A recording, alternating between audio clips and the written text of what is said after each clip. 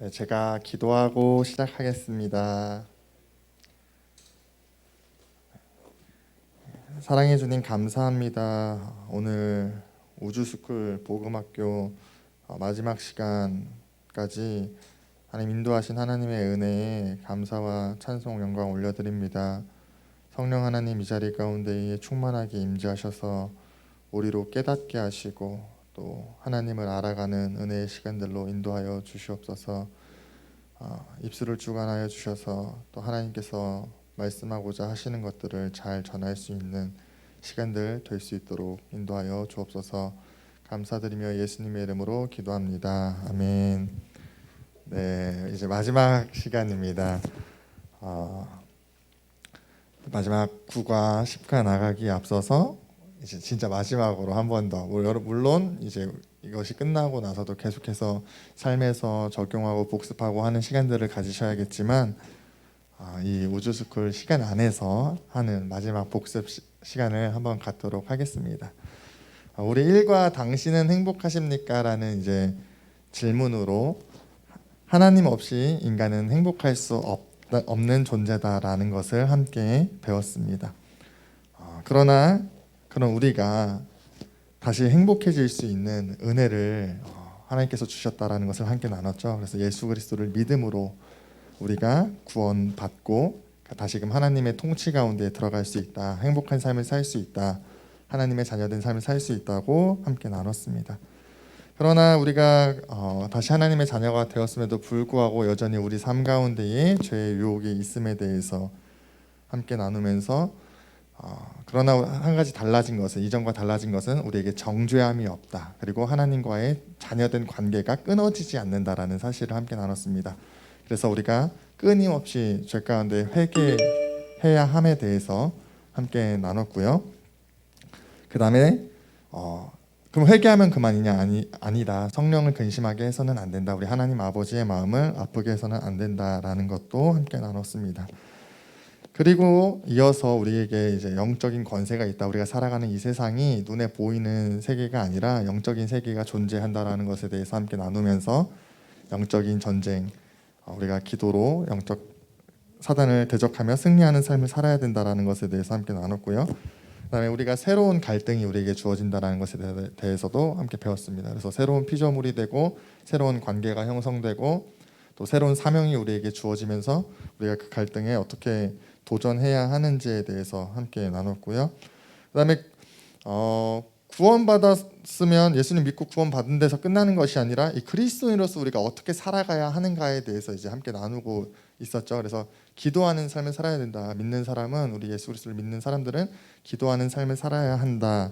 또 말씀에 순종하는 삶을 살아야 한다.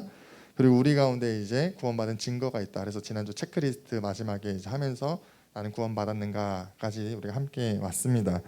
오늘은 그래서 9과 10과를 나아갈 텐데요. 9과는 믿음에 대해서 함께 나눕니다. 우리 페이지 이제 73페이지인데요. 구원받은 사람은 믿음으로 살아야 합니다라는 것을 함께 나누고자 합니다. 함께 눈으로 따라서 읽어주시면 좋을 것 같습니다. 구원받은 사람을 그리스도인이라 부릅니다. 그렇다면 그리스도인은 무엇을 믿는 사람일까요? 그리스도인들은 어떤 사상이나 교리의 체계를 믿는 것이 아닙니다. 기독교의 믿음에는 분명한 대상이 있는데 그 믿음의 대상이 바로 예수 그리스도입니다. 교회에 다니는 사람들은 누구나 자신이 예수님을 믿는다고 생각합니다. 그러나 진짜 예수님을 믿는지 점검해야 합니다. 마음의 염려와 두려움이 다 사라졌습니까? 예수님을 믿는다고 말하는데 여전히 염려와 두려움의 문제가 해결되지 않는 사람이 많습니다. 예수님을 올바르게 믿지 못하고 있다는 증거입니다. 네, 이렇게 시작합니다. 그래서 교회를 오래 다니고 또 봉사를 하고 또 성경적 지식이 많다고 해서 믿음이 있는 것은 아니다라고 이야기하고 있어요. 그래서 우리가 믿음이 있는가에 대해서 점검하기도 하고 이 시간을 통해서 믿음이 무엇인지 또 왜 믿음으로 살아야 하는지 어떻게 믿음이 생길 수 있는지에 대해서 함께 나눠보도록 할 텐데요. 히브리서 12장 2절 말씀 우리 함께 읽고 시작하도록 하겠습니다. 믿음의 주요 또 온전하게 하시는 이인 예수를 바라보자. 그는 그 앞에 있는 기쁨을 위하여 십자가를 참으사 부끄러움을 개의치 아니하시더니 하나님 보좌 우편에 앉으셨느니라. 아멘. 네. 다음 장으로 우리가 넘어가서 시작할 텐데요. 이 책은 이 믿음에 대해서 나누면서 가장 먼저 왜 믿음으로 살아야 하는가라는 질문을 이제 하고 있습니다. 그에 대한 대답으로 이제 이야기하고 있는 것이 있는데요. 사람마다 삶의 방식이 있습니다. 세상 사람들도 그리스도인도 각자의 삶의 방식이 있습니다. 세상 사람들은 육체적인 감각에 의존해서 살아갑니다. 그러나 그리스도인들은 믿음이라는 영적인 감각에 의존해서 살아갑니다. 사도 바울은 이렇게 말했습니다. 오직 의인은 믿음으로 말미암아 살리라. 네. 그래서 왜 믿음으로 살아가야 하는가에 대한 본질적인 것을 먼저 이야기하는데, 왜 믿음으로 살아가야 하는가? 바로 그리스도인들에게 주어진 삶의 방식이라는 것을 이야기하고 있습니다. 하나님께서 그리스도인들에게 주신 특별한 삶의 시기라고 이야기하는 것이죠. 그렇기 때문에 우리는 믿음으로 살아야 합니다. 그러면서요, 구체적으로 또 왜 믿음이 필요한지, 왜 믿음으로 살아야 하는지에 대해서 이야기하고 있는데, 그 가로 1번에 보면 나와 있죠. 함께 읽어볼까요? 하나님의 모든 은혜는 믿음으로 받기 때문입니다. 네, 믿음으로 살아가는 것, 그리스도인에게 하나님께서 주신 삶의 방식임과 동시에 구체적으로 왜 믿음으로 살아가야 하는가? 바로 모든 은혜가 믿음으로 주어진다라는 것이죠. 많은 그리스도인들이 구원은 믿음으로 받고 나머지의 것들은 노력해서 받는 줄로 생각한다라고 책은 말해주고 있습니다. 그러나 모든 은혜, 모든 복 또한 믿음을 통해서 받는다라고 이야기합니다. 그렇기 때문에 우리가 믿음으로 살아야 된다라고 이야기하는 것이죠. 마태복음 8장 17절 말씀 함께 읽어볼까요? 이는 선지자 이사야를 통하여 하신 말씀에 우리의 연약한 것을 친히 담당하시고 병을 짊어지셨도다 함을 이루려 하심이더라. 네, 말씀을 보면, 이 말씀 왜 여기다 기록해 놨는가 보면은 우리의 연약함을 친히 담당하시고 병을 고쳐 주셨다라고 이야기하고 있죠. 근데 병 고침이 어떻게 우리에게 주어지는가, 또 우리의 연약함이 어떻게 고쳐지는가, 우리의 문제가 어떻게 고쳐지는가 하면 책에서 이야기하듯이 바로 믿음으로써 이것이 우리에게 주어지기 때문에 믿음으로 살아야 된다고 책은 말하고 있는 것입니다. 그래서 중요한 사실이 여기서 우리가 기억해야 할 것이 하나 있는데요. 우리의 신앙은, 또 그리스도인들은 노력과 오늘 말씀에서도 나왔지만 행위로서 얻는 것이 아니다. 우리는 믿음의 사람들이다. 기독교는 믿음의 종교다라는 것을 우리는 기억해야 하는 것이죠. 그리고 두 번째, 믿음으로 살아야 하는 구체적인 이유가 또 있는데요. 함께 가로 2번을 읽어보도록 할까요? 시작. 믿음으로 살아야 하나님이 세상에 증거되기 때문입니다. 네, 우리가 믿음으로 순종하면 하나님께서는 우리를 통해 자기 일을 행하십니다. 우리는 대부분 하나님께 순종하기보다는 돈이나 능력 등을 더 중요하게 생각하여 일을 처리할 때가 많습니다. 그것이 바로 우리가 삶에서 하나님의 역사를 경험할 수 없도록 만드는 이유입니다. 네, 그래서 이야기하는 것은 실력이나 보여지는 어떤 것들로, 또 빼어난 언변으로, 지식으로서 하나님이 세상에 증거되지 않는다라고 이야기하고 있죠. 우리의 삶의 믿음의 모습을 통해서 증거된다라고 이야기합니다. 저 사람 믿는 구석이 있는 것 같아. 저 사람 뭔가 다른데 믿는 사람은 다르다라는 그런 표현들을 통해서 하나님이 세상 가운데 증거된다라고 이야기하는 것이죠. 우리가 그동안 배워왔던 믿음 가운데 예수 그리스도를 믿음으로 우리에게 주어지는 평안, 기쁨, 많은 오래 참은 그 많은 열매들이 이제 믿음을 통해서 우리에게 주어지고 그것이 나타난다는 것이죠. 그렇기 때문에 그 모습들을 통해서 사람들은 하나님을 알게 된다라고 말하고 있는 것입니다. 그렇기 때문에 믿음으로 우리가 살아야 한다고, 믿음으로 하나님이 증거되기 때문에 믿음으로 살아야 한다고 이야기하고 있는 것입니다. 네. 그리고 그렇다면요, 그래서 우리가 이러한 이유 때문에 믿음으로 살아야 하는데, 그렇다면 어떻게 하면 큰 믿음을 가질 수 있을까 우리가 생각하죠. 저 사람 참 믿음이 좋은 것 같아, 나도 저런 믿음 갖고 싶은데 라는 생각들을 우리가 합니다. 믿음을 통해서 증거되는 삶을 보면서 우리가 부러워하기도 하고, 또 믿음 가운데 앞서 얘기했던 주어지는 그 복과 은혜들을 누리는 삶을 보면서 또 그 믿음을 우리가 부러워하기도 하죠. 우리가 큰 믿음을 갖고 싶어 하는데 이 믿음을 어떻게 가질 수 있는가 이제 살펴볼 텐데요. 믿음은 하나님께서 주시는 선물이죠. 그런데 이 선물을 받기 위해서 준비돼야 되는 것이 있다고 책에서 말하고 있습니다. 그 첫 번째가 바로 믿음으로 살지 못했음을 회개해야 한다라고 이야기하고 있는 것입니다. 많은 사람이 주님을 믿는다고 하면서도 사실은 돈이나 사람을 더 의지합니다. 그것이 하나님께서 우리의 삶에서 침묵하실 수밖에 없는 이유입니다. 그러므로 큰 믿음을 가지려면 자신이 믿음으로 살지 못했던 것부터 회개해야 합니다. 최근 믿음으로 살지 못했던 것에 대해서 회개해야 한다라고 이야기하고 있습니다.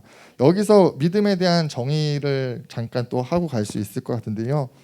책에 보면은 의지라는 표현을 쓰고 있는 것을 보게 돼요. 그래서 우리가 믿는다라고 하는 것은 의지하는 것, 기대하는 것이라고 또 할 수 있을 것 같아요. 그래서 우리가 하나님을 믿는다고 할 때 하나님을 의지하는가라는 것에 대해서 이제 생각을 해야 되고, 그렇게 살지 못했음을 회개해야 한다고 최근 이야기하는 것이죠. 내가 믿음이 없음에 대해서 내가 하나님을 의지했는가 의지하지 않았는가를 생각해 볼 필요가 있고, 하나님이 아닌 다른 것을 의지했다면 그것에 대해서 회개해야 한다라고 책은 말합니다. 그리고 두 번째, 큰 믿음을 위해서 우리가 해야 하는 것이 있는데요. 두 번째 한번 읽어볼까요? 믿음은 말씀 위에 뿌리를 내려야 합니다. 네, 로마서 10장 17절 말씀 함께 읽겠습니다. 그러므로 믿음은 들음에서 나며 들음은 그리스도의 말씀으로 말미암았느니라. 아멘. 그래서 그리스도인들의 믿음은 신념과는 완전히 다릅니다. 자신의 생각이나 꿈이 이루어질 것을 믿는 것이 신념이라면 그리스도인들의 믿음은 하나님의 말씀을 믿는 것입니다. 그러므로 하나님의 말씀을 자주 읽고 듣고 묵상하는 것은 아무리 강조해도 지나치지 않습니다. 거기서 올바르고 흔들리지 않는 믿음이 생겨나기 때문입니다. 네, 그래서 큰 믿음을 얻기 위해서 믿음으로 살지 못했던 것에 대해서 회개하고, 두 번째, 말씀에 뿌리 내려야 한다라고 이야기하죠. 말씀을 듣고 읽고 묵상하는 일을 할 때에 믿음이 자라난다라고 이야기합니다.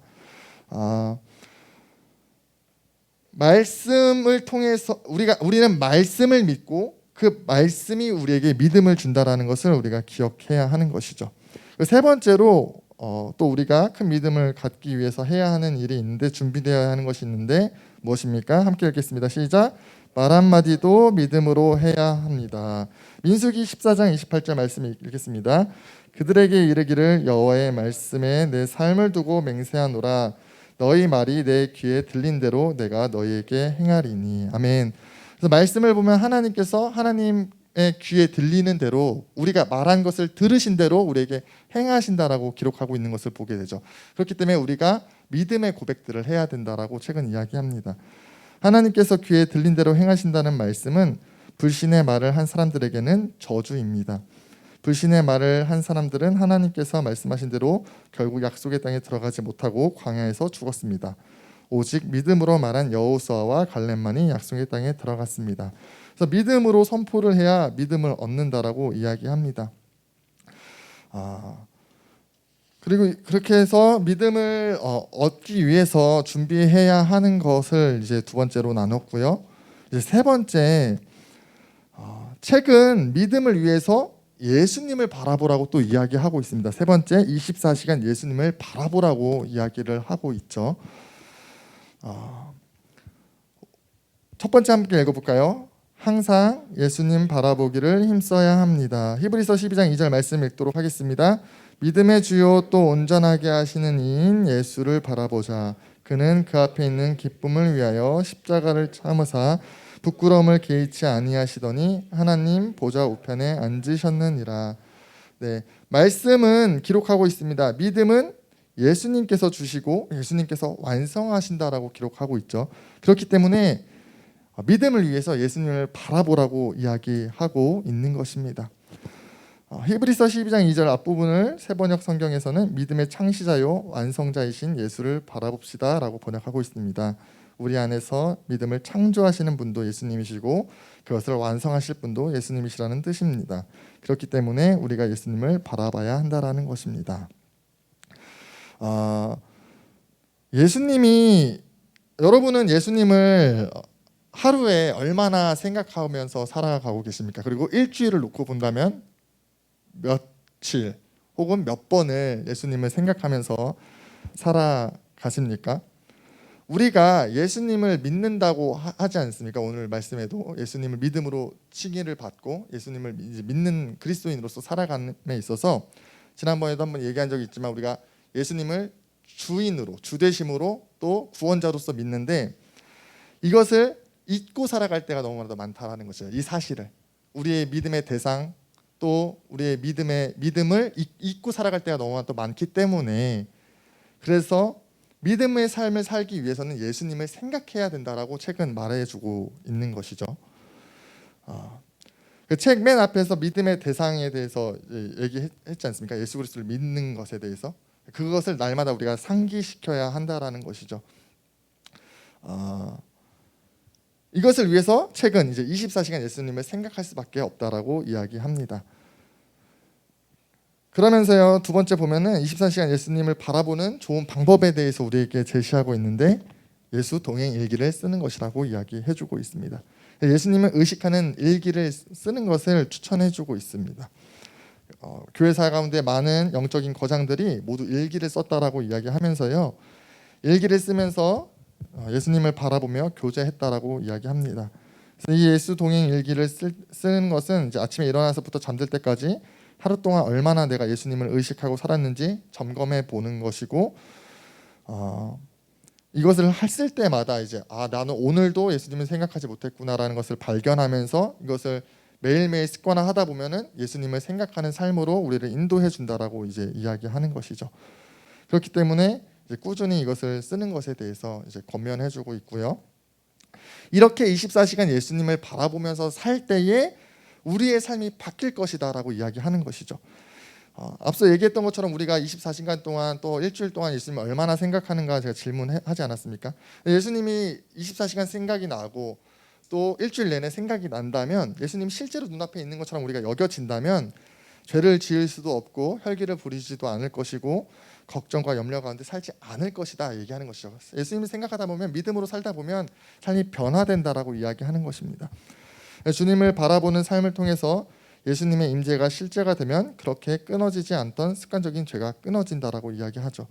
자신도 다스리기 어려웠던 마음의 혈기와 분노가 다 사라진다라고 습관처럼 따라다니는 걱정과 염려가 없어진다라고 이야기합니다.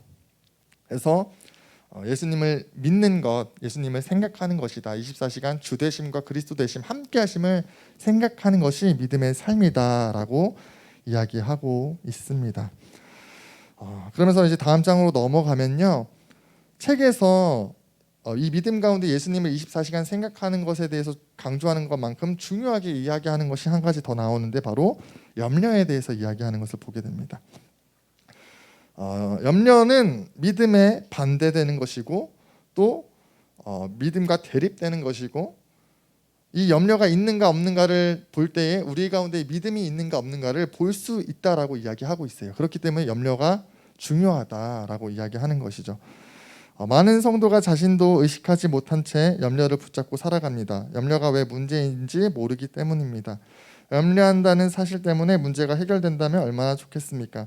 그러나 염려는 삶의 문제를 해결하는데 아무런 도움이 되지 못합니다라고 이야기하는 것이죠. 왜 염려가 이렇게 중요하게끔 여기면서 이야기를 하는가 보면요. 첫 번째 그 이유가 나와 있어요. 바로 염려는 하나님과의 관계를 깨트리는 것이다라고 이야기하는 것이죠. 마음의 생활에 염려가 가득한 사람은 아무리 은혜로운 말씀을 들어도 소용이 없습니다. 말씀을 들어도 그것이 삶의 열매로 이어지지 못합니다. 신앙생활을 10년, 20년 해도 신앙이 성숙해지지 못합니다. 염려가 우리 안에 말씀이 뿌리를 내리고 자라는 것을 가로막기 때문입니다. 라고 이야기하는 것이죠. 염려는 믿음으로 살지 못하게 하는 사단의 전략입니다. 먹고 사는 문제, 우리가 하나님을 신뢰하고 의지하지 못하게 하는 문제의 요소라는 것이죠. 그렇기 때문에 이 염려는 우리가 하나님을 믿지 못하게 하는 큰 문제라고 이야기하는 거예요. 그렇기 때문에 이 염려를 없애야 된다라고 이야기하는 것이죠. 그래서 바로 두 번째 보면요. 이야기하고 있습니다. 염려를 주님께 맡겨야 한다라고 이야기합니다. 많은 사람이 염려를 내려놓으려고 애씁니다. 그러나 노력한다고 염려하지 않을 수 있는 것이 아닙니다. 노력해서 염려하지 않을 수 있다면 아예 처음부터 염려할 필요가 없었을 것입니다. 베드로전서 5장 7절 말씀으로 함께 읽겠습니다. 너희 염려를 다 주께 맡기라. 이는 그가 너희를 돌보심이라. 아멘. 그래서 이 믿음에 방해되는 염려를 해결해야 되는데 그것을 주님께 맡기라고 이야기하고 있는 것이죠. 해결의 유일한 방법, 예수 그리스도께 맡기는 것이라고 이야기합니다. 빛이 임하면 어둠이 사라지듯이 믿음이 임하면 염려가 사라집니다. 믿음은 예수님을 바라볼 때 생기고요, 예수님을 바라볼수록 그 믿음은 커집니다. 그리고 이 믿음 가운데 우리 가운데 염려가 사라진다라고 이야기하는 것이죠. 정리하면요, 우리가 왜 믿음으로 살아야 하는가? 믿음은 하나님께서 우리에게 요구하시는 특별한 그리스도인들의 삶의 시기이기 때문입니다. 또 믿음을 통해 우리가 하나님을 보고 믿음으로 구원 얻고 믿음을 통해 은혜와 복을 누리고 믿음을 통해 예수님을 전할 수 있기 때문에 우리는 믿음으로 살아야 한다라는 것이고요. 믿음을 갖기 위해서는 믿음 없이 살았던 것, 하나님을 의지하지 않고 다른 것을 의지했던 것에 대해서 회개하는 것, 또 염려를 하나님께 맡기는 것, 그다음에 날마다 예수님을 바라보는 것, 이렇게 나아갈 때 우리 가운데 믿음이 생겨난다라고 이야기하고 있습니다. 말씀 앞에 머무는 삶 가운데 믿음이 우리에게 생겨난다라고 이야기하고 있고요. 그래서 특별히 이 염려를 예수님께 맡겨라, 하나님을 의지해라 라고 책은 말해줍니다. 이것이 그리스도인의 믿음의 삶이라고 이야기하는 것이죠. 그래서 믿음에 대해서 다뤘고요. 이제 다음 장 넘기시면은 이제 사명에 대해서 마지막으로 함께 나누도록 하겠습니다. 구원받은 성도에게는 사명이 있습니다. 교회는 왜 이 땅에 존재할까요? 나는 왜 이곳에 존재할까요? 사명이 있기 때문입니다. 그 사명은 바로 예수 그리스도의 복음을 전하는 일입니다. 전도는 하나님께서 우리를 구원하신 목적이며 하나님께서 가장 기뻐하시는 일입니다. 우리가 이 일에 헌신할 때 실제로 하나님의 복을 누리는 삶을 살 수 있습니다. 그래서 이 전도는 목회자나 특별히 어떤 전도에 대한 부르심이 있고 재능이 있는 사람들만 하는 것이 아니라 모든 그리스도인의 사명이기 때문에 우리가 해야 한다라는 것이죠. 사도행전 1장 8절 말씀을 읽고 시작하도록 하겠습니다. 오직 성령이 너에게 임하시면 너희가 권능을 받고 예루살렘과 온 유대와 사마리아와 땅끝까지 이르러 내 증인이 되리라 하시니라. 아멘. 네, 다음 장으로 넘어가면요, 여기서도 가장 먼저 하는 것은 왜 해야 하는가에 대해서 이야기를 하는데요. 첫 번째, 우리가 왜 전도해야 합니까? 전도는 예수님의 명령이기 때문에 우리가 해야 한다라고 기록합니다. 그리스도인들은 가장 위대한 명령을 받은 사명자입니다. 그리스도인들의 인의 또 다른 이름은 전도자입니다. 우리 마태복음 28장 19절 20절 말씀을 읽도록 하겠습니다. 그러므로 너희는 가서 모든 민족으로 제자를 삼아 아버지와 아들과 성령의 이름으로 세례를 베풀고 내가 너희에게 분부한 모든 것을 가르쳐 지키게 하라. 볼지어다 내가 세상 끝날까지 너희와 항상 함께 있으리라 하시니라. 아멘. 네, 그래서 예수님의 가장 위대한 명령이라고 이 말씀을 이야기하죠. 전도하는 것이 예수님의 명령이기 때문에 우리는 전도해야 합니다. 마태복음 28장 19절 20절 말씀과 우리 앞서 읽은 사도행전 1장 8절 말씀을 보면은 너희는이라고 이야기하고 있습니다. 특별한 어떤 목회자나 전도에 부르심 있는 사명이 있는 어떤 재능이 있는 사람만을 부르는 것이 아니라 예수님께서 너희는 모든 제자들에게 말씀하셨음을 우리는 알 수 있습니다. 또 우리가 전도해야 하는 이유가 있는데요. 전도는 하나님이 가장 기뻐하시는 일이기 때문에 우리 전도해야 하는 것입니다.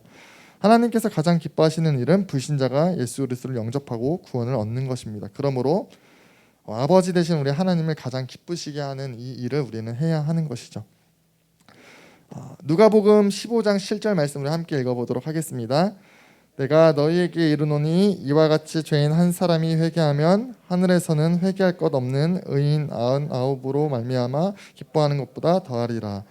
네, 하나님께서는 믿지 않는 영혼이 하나님께로 돌아오는 것, 하나님을 떠났던 사람이 하나님의 자녀가 되는 것을 가장 기뻐하시는 것이죠. 디모데전서 2장 4절 말씀에도 모든 사람이 멸망하지 않고 구원 받기를 원하신다라고 말씀하고 있습니다. 자식이 이제 있으신 분들 한번 생각해 보시면 좋을 것 같아요. 잃었다가 찾았다고 했을 때 얼마나 이제 기쁘시고 감격하시겠습니까? 하나님의 마음도 이와 같다라는 것이죠. 불신자가 돌아왔을 때 다시금 자녀 되었을 때 하나님 너무나도 기뻐하신다라는 것입니다. 그렇기 때문에 우리가 전도해야 하는 것이고, 세 번째는 전도는 우리가 다른 사람을 위해 할 수 있는 가장 좋은 일이기 때문에 해야 한다라고 기록합니다.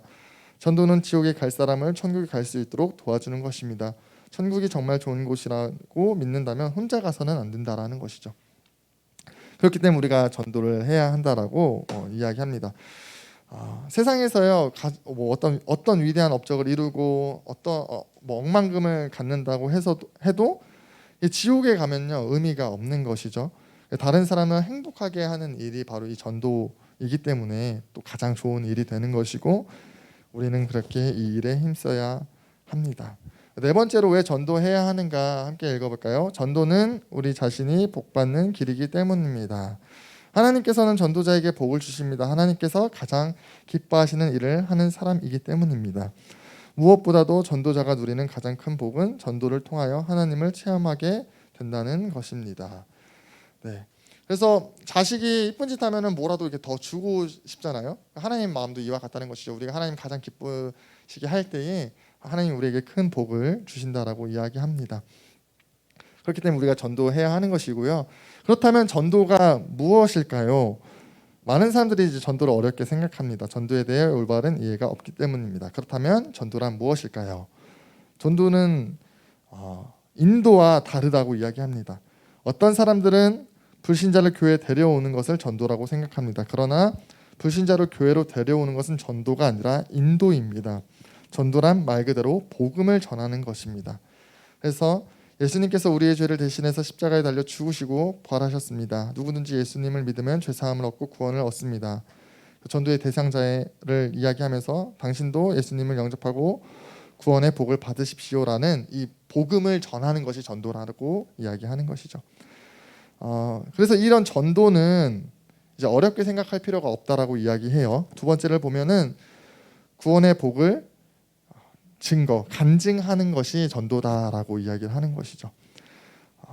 우리가 예수 그리스도 안에서 누리는 구원의 복을 증거하면 된다라고 이야기해요. 그래서 그런 의미에서 간증은 가장 좋은 전도의 방법이라고 이야기합니다. 그래서 간증을 그러면 어떻게 하면 되는가, 세 번째로 그 간증에 대해서 이야기해주고 있는데요. 첫 번째 간증의 초점은 예수님이어야 합니다라고 기록합니다. 간증의 목적은 예수님께서 하신 일을 드러내는 것이죠.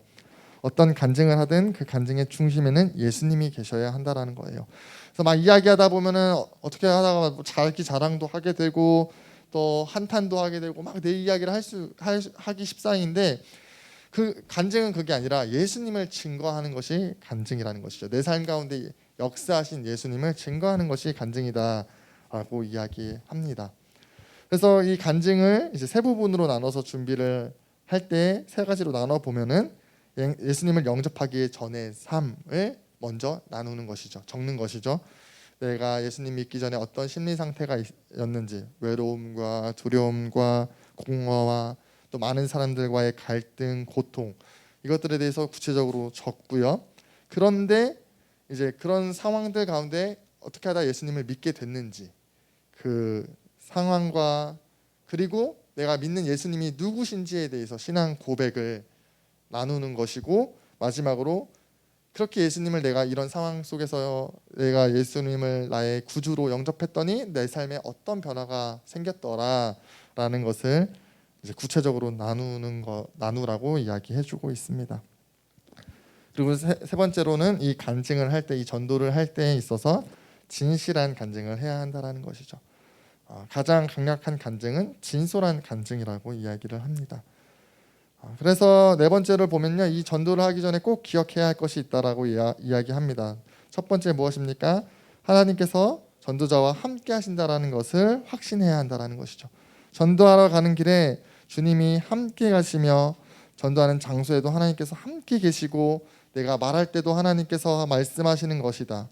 내 스킬이나 말빨로 전도하는 것이 아니라 하나님께서 함께 하시고 하나님께서 하신다라는 것을 우리가 기억하고 확신해야 한다라고 이야기합니다.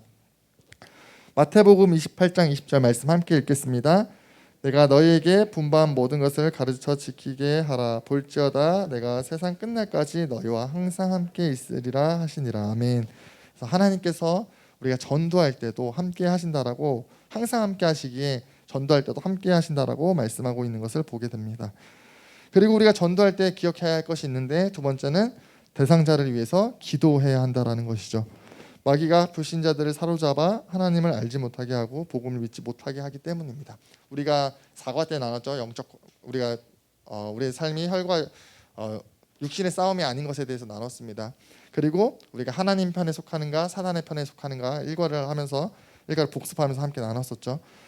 누군가가 예수님을 믿지 않는 누군가가 예수님을 믿는다고 할 때 가장 싫어하는 존재가 누구입니까? 어떤 한 불신자가 예수님을 믿으려고 할 때 그것을 제일 싫어하는 존재가 누구죠? 마귀죠. 사단이 그것을 제일 싫어합니다. 그래서 방해해요. 그것을 못하게끔, 예수님을 믿지 못하도록, 전하지 못하도록 방해하기 때문에 그것을 우리는 기도로서 준비하고 대적해야 한다라고 이야기하는 것이죠. 대상자를 사로잡고 있는 어둠의 영을 대적해야 하고요. 대상자가 마음을 열 수 있도록 성령님을 의지해서 우리가 기도해야 하고, 앞서 이야기했던 것처럼 우리가 하나님이 함께 하심을 기억하며 하나님 말씀하시기를 소망하며 기도해야 합니다. 고린도후서 4장 4절 말씀을 보면은 혼미하게 한다라고 하죠. 지난번에도 함께 나눴던 말씀인데요. 사단이 방해하기 때문에 우리가 기도해야 한다라고 말씀 기록하고 있습니다. 그리고 마지막으로 세 번째로 전도 대상자를 사랑으로 섬겨야 한다라고 이야기합니다. 전도하라는 말은 사랑하는 말과 같습니다. 영혼을 사랑하기 때문에 전도해야 하고, 전도하려면 전도 대상자를 사랑해야 한다라고 이야기하고 있는 것이죠. 충분한 섬김이 필요하다고 이야기합니다.